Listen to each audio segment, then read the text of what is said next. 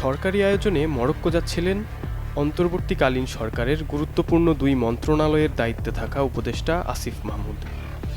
বিমানের metal detector নির্ঝঞ্ঝাটভাবে পার হলেও ভয়ানক কাণ্ড ঘটে তার ব্যাগ স্ক্যানিংয়ে।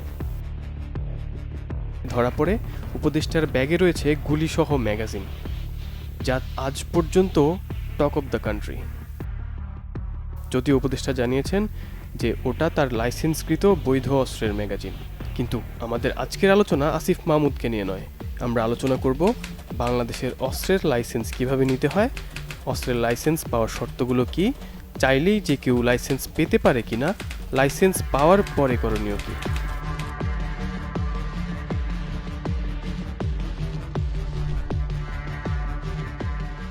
বাংলাদেশে অস্ত্রের লাইসেন্স পাওয়া অনেকটা বাঘের দুধ পাওয়ার মতো অসম্ভব ঘটনা।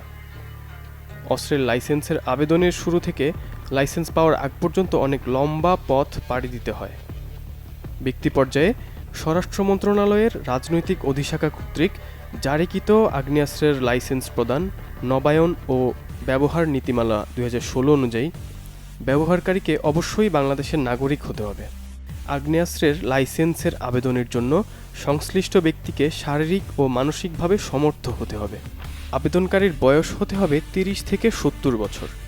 লাইসেন্স পেতে ইচ্ছুক ব্যক্তিকে অবশ্যই ব্যক্তি শ্রেণীর আয়করদাতা হতে হবে।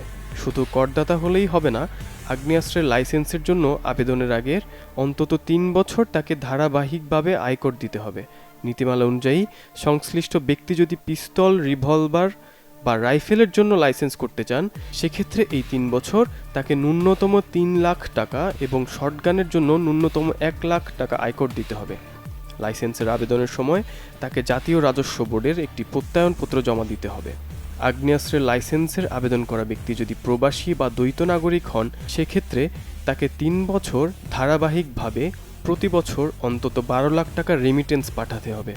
পাশাপাশি তিনি যে দেশে বাস করছেন সে দেশে আয়কর দাখিলের প্রমাণপত্র সরবরাহ করতে হবে। একজন ব্যক্তির আবেদনের পরিপ্রেক্ষিতে সর্বোচ্চ একটি পিস্তল বা রিভলভার, শটগান বা রাইফেলের লাইসেন্স দেওয়া যাবে, অর্থাৎ একজন ব্যক্তি সর্বোচ্চ 2টি অস্ত্রের লাইসেন্স পাবেন।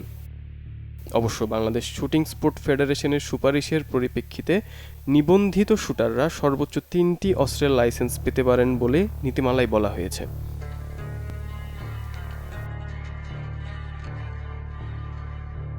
আবেদনের প্রক্রিয়া।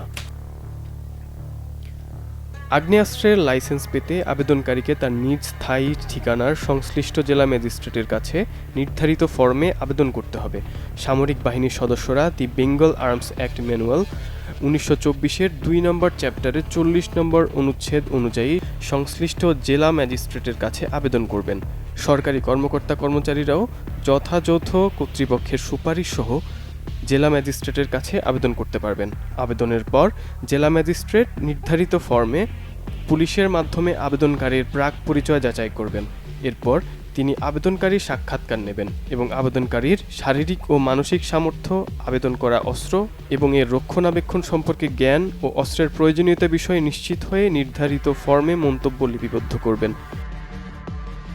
আগ্নেয়াস্ত্রের লাইসেন্স প্রদান, নবায়ন ও ব্যবহার নীতিমালা 2016-তে আরও বলা হয়েছে, সকল আগ্নেয়াস্ত্রের লাইসেন্স প্রদানের জন্য সংশ্লিষ্ট বিধিবিধান অনুসরণ সাপেক্ষে জেলা ম্যাজিস্ট্রেট ক্ষমতাবান থাকবেন। জেলা ম্যাজিস্ট্রেটের কার্যালয়ের আগ্নেয়াস্ত্র শাখায় উক্ত জেলার ইস্যুকৃত সকল আগ্নেয়াস্ত্রের রেকর্ড সংরক্ষিত হবে।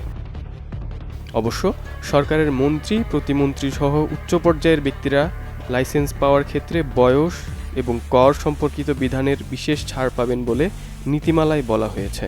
এই নীতিমালার কারণেই উপদেষ্টা আসিফ হয়তো অস্ত্রের লাইসেন্সের ক্ষেত্রে ছাড় পেয়েছেন। এছাড়াও ওয়ারিশ সূত্রে অস্ত্রের লাইসেন্স কিংবা ব্যাংক বা প্রতিষ্ঠানের জন্য লাইসেন্স পেতে করণীয় কি, এ বিষয়ে জানতে চাইলে কমেন্ট বক্সে আপনার মতামত জানান।